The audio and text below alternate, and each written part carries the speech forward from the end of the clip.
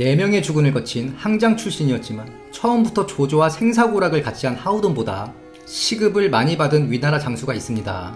바로 장료인데요. 물론 하우돈의 시급에 대한 마지막 기록이 207년 2500호에 하우돈이 220년에 세상을 떴고, 장료가 2600호의 시급을 확보한 게 바로 그 해 220년이기 때문에, 그리고 자기 자체가 군공이 있어도 주고, 저도 위로차 주고, 마음의 빚이 있어도 주고, 정치적인 이유로도 주는 거였죠. 참고로 장로가 만호후였습니다. 시급이 만호였다는 겁니다.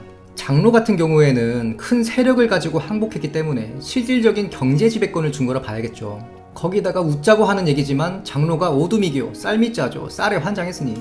그래서 자기나 시급으로 인물을 평가하기엔 부적절한 부분이 있지만, 항장 출신의 이 정도 시급의 가절까지 받았다는 건 그만한 이유가 있는 겁니다. 오늘 손찬이 형은 장료에 대해 알아봅니다. 참고로 시청자 요청입니다. 장료는 자가 문원이고 안문군 태생입니다. 이 지역은 병주로 이민족들 방어하는 전방이라 보시면 되고요. 마읍전투에서 거짓투항으로 활약한 서빌의 후예입니다. 이때 서빌이 엿먹인 흉노의 선우가 군신인데, 문제는 군신이 그 유명한 묵특의 손자입니다. 묵특이 누굽니까? 항고조 유방을 갖고 농락했던 그 묵특이거든요. 섭씨일가는 완전 표적이 된 거죠. 그래서 보복을 피하기 위해 성을 장으로 바꾸었다라고 나옵니다. 정사 여포전을 보면 정원이 여포를 주부로 지었다. 그래서 여포 문관설도 있죠. 이건 나중에 여포편 할 때 얘기하고, 이 시기에 정원이 장료도 등용한 것으로 보입니다. 그리고 동탁이 귀하거든요. 이걸 여포 따라 강남 갔다 보는 시점도 있는 것 같은데, 정사 장료전을 잘 들여다보면 조금 다릅니다. 정원이 장료를 하여금 병사를 이끌고 수도로 가게 했는데, 또 하진이 뺑뺑이를 돌립니다. 하북으로 가서 병사 좀 모아와라. 그 1000명을 모아서 다시 낙양으로 돌아왔는데 하진은 죽고 동탁이 짝 먹고 있던 거죠. 이때 동탁이 귀했다라고 나옵니다. 그래서 정원 밑에 있을 때부터 여포와 장료가 교분이 있었냐는 입증할 수가 없습니다. 그리고 또 여포가 동탁의 목을 따니까 여포의 귀의를 하고 기도의가 됩니다. 이어서 여포 도망시기 유비의 서주에 있을 때, 이때 28의 나이에 노국상, 지금의 진잉시, 당시 소패 인근입니다. 그리고 상이면 태수죠. 이어서 여포가 합의에서 털리자 병사들을 이끌고 조조군에 귀순합니다. 지금까지는 상당히 여포와의 족적이 닮아있죠. 주군의 몸에 칼을 댄 건 여포였기 때문에 조조는 여포는 죽이고 장료를 살려둔 게 아닌가. 그뿐만 아니라 중랑장에 임명하고 관내우를 줍니다. 관내우는 시급도 없는 후작 중 제일 핫발이긴 하지만 역시 조조의 인재수집 면모를 볼 수 있습니다. 당시 조조는 원소와의 한판을 앞두고 있었고 인재가 많이 필요한 상황이었죠. 항복한 장수는 아무래도 입지가 곤란할 수 있는데 자기를 져서 그런 걸 무마시켜주는 거거든요. 나중에 관우가 알량의 목을 베고 한수정우를 받은 것도 비슷한 이치라고 보면 됩니다. 조조의 사람 다루는 기술이죠. 물론 관우는 나중에 런치입니다. 장료의 지장적인 면모를 보여주는 일화가 있습니다. 당시 장패무리 중에 창이라는 인물이 있는데 여포가 패하자 조조군에 항복을 했다가 모반을 일으킵니다. 이때 하우영과 장료가 창이 토벌에 투입됩니다. 군량이 모자라니까 퇴각해야 되는 거 아니냐 말이 나오니, 장료가 말하길 창의의 반격이 상당히 소극적인데 항복 의사가 있는 것 같다. 실제로 장료가 창의와 대화를 하고 항복을 시킵니다. 그리고 그 가솔들을 단기로 가서 맞이하는데 조조가 이걸 혼내죠. 하우연한테 한 소리랑 똑같은 얘기입니다. 그건 대장이 할 일이 아니다. 뭐 그러다가 골로 간다 이 말이죠. 그러자 장료가 내 뒤에 명공이 있는데 어찌 창의 따위가 저를 위해 하겠습니까? 참고로 창의는 뒤에 또 반란을 일으켰다가 하우영과 우금한테 털립니다. 이 창의는 손찬이 형 영상에 엑스트라로 생각보다 자주 나올 겁니다. 장료는 관도대전 이후 원상 원담 토벌에도 공을 세워서 탕구 장군에 임명되고 형주정벌에도 활약해서 도정우를 받습니다. 살아남은 원상, 원희가 오한족, 답돈한테 붙죠. 그래서 조조가 토벌을 꾀하는데 이게 바로 유성정벌입니다. 무제기에 의하면 지금 북으로 진군하면 유표가 유비로 하여금 허창을 빈집털이할 수도 있다라고 장수들이 말렸다 나오는데, 장료전에서 배송진은 장료가 간언한 것으로 주석을 달아놓았습니다. 오직 곽가만이 유표는 절대 유비를 중용하지 않을 거다라고 하니 조조가 유성원정을 결심합니다. 막상 유성원정을 반대하던 장료를 전쟁터에 풀어놓으니 적들이랑 바로 한판 붙자고 얘기하죠. 조조가 대장기를 주고 격려하니 장료가 원상을 패퇴시키고 답돈의 머리를 베어옵니다.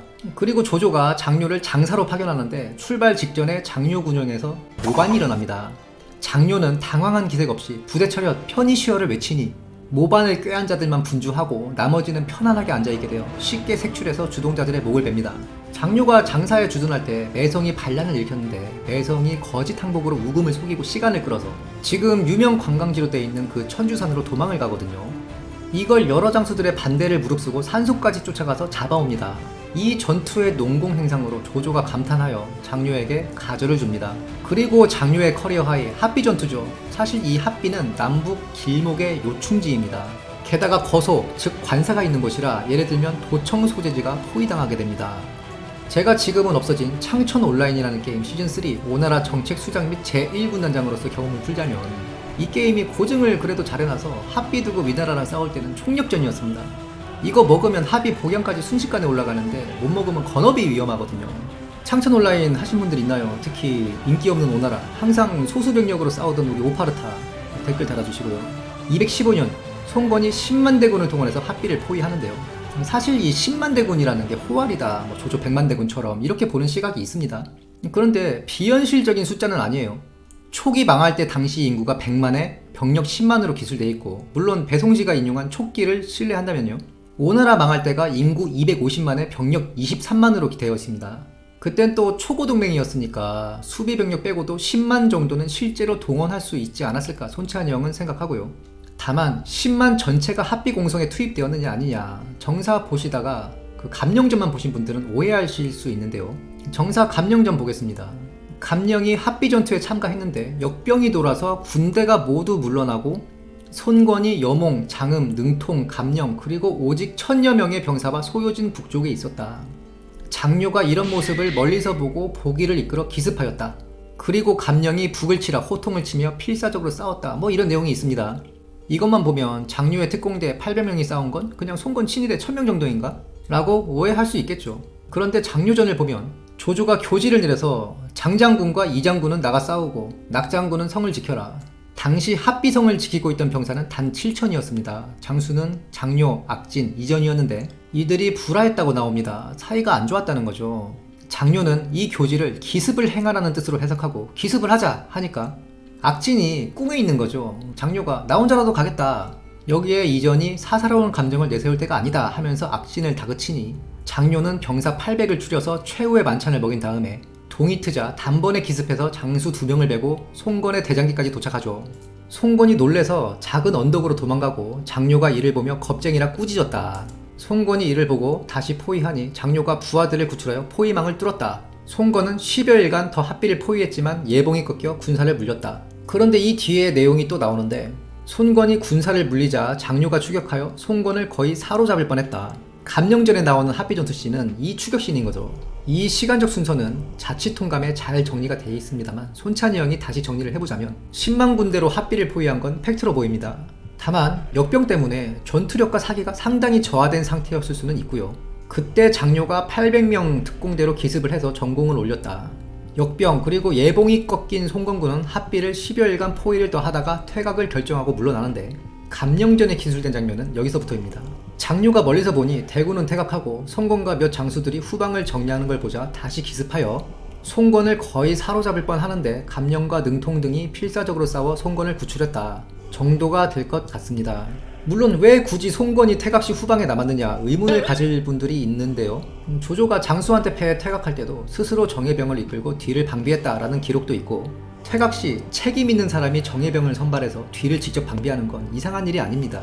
그리고 여기서 추격당하면 건업이 지척이거든요. 그 방비를 어떻게 하느냐가 문제인 거죠. 특히 송건은 어릴 때 진지공사를 제대로 안 해서 흑산적에 털린 걸 주태가 구해준 적도 있기 때문에 퇴각 시 후방 방비를 허술하게 하다가 털린 걸로 보입니다. 실제로 송건 혼자 있던 것도 아니고 후방 방비에 투입될 만한 용장들도 같이 있었고요. 수성의 달인이라는 별명이 아깝죠. 하재가 수군 3천을 끌고 송건을 마중하는데 송건이 정신 못 차리고 잔치를 열죠. 하재가 울면서 송건을 꾸짖는데 내용인즉슨 좀 신중해라. 오늘 거의 화를 입어 돌이킬 수 없는 패배를 할 뻔했다. 오늘 일을 죽을 때까지 교훈으로 삼아라. 그러자 송건이 오늘 일을 관복띠는 물론 마음에도 새기겠다 합니다. 이때 장료의 전공에 대해서도 조조가 오랫동안 감탄을 했다 나오고 송건이 밀고 올라올 때마다 장료를 파견했거든요. 심지어 장료가 장기 주둔을 하니까 가솔들을 옮겨야 되는데 조조가 장료의 모친에게는 천자가 타는 수레를 주고 장료 주둔지로 이사시킵니다. 이때 무용담이 대단했던 걸로 보입니다. 조조가 죽고 조비가 즉위해서도 장료를 불러서 야 그때 얘기 좀 다시 해봐 하면서 무용담을 듣고 감탄했다고 하죠. 주나라 때의 소우와 같다. 그리고 당시 장료 밑에서 싸웠던 부하들에게 다 호분랑이라는 관직을 줍니다. 참고로 호분랑은 호분중랑장 밑에 세습 가능한 관직입니다. 장료 사망 이후 장료 아들에게 관내우를 내리는 조서에도 800명으로 10만을 처바른 건 예부터 이걸 뛰어넘는 사례가 없다고 명시되어 있고요. 참고로 우리나라 애기들 겁박할 때 망태 할아버지, 꼼쥐, 그 당시 오나라에서는 료라이라이 했다는 썰도 있죠. 장료가 옹구 주둔 중에 병이 났을 때 그 조비는 태의를 보내 병을 살피게 하고 직접 장료를 방문해 황제가 입는 옷과 황제의 음식을 하사하였다 합니다. 조비의 이런 간호에 병세에 차도가 있자 그 장료는 주둔지로 돌아가는데요. 다시 송건과 대적하니 동구전투입니다. 이 동구전투가 장료의 마지막 전투인데요. 송건이 장수들에게 장료가 비록 병들었다고 하나 조심해야 된다 신신당부시키죠. 이 동구전투가 좀 웃긴 게 위나라 쪽 총대장은 조휴였고 오나라 쪽 총대장이 여범이었는데요. 조휴도 가절 도독제 군사고 여범도 오군의 총대장에 그러니까 가절 도독급 각 잡고 싸운 겁니다. 태풍이 부는데 이게 또 하필 남풍이라 오나라 배들이 위나라 진영으로 떠내려가서 오나라 병사 수천 명이 죽습니다. 여기서 서성의 오파르타 무쌍도 나오거든요. 장료는 이 전투를 끝으로 병세 악화로 강도에서 사망하고 조비는 눈물을 흘리며 장료의 시우를 강우라 하였으니 굳셀 강자였습니다.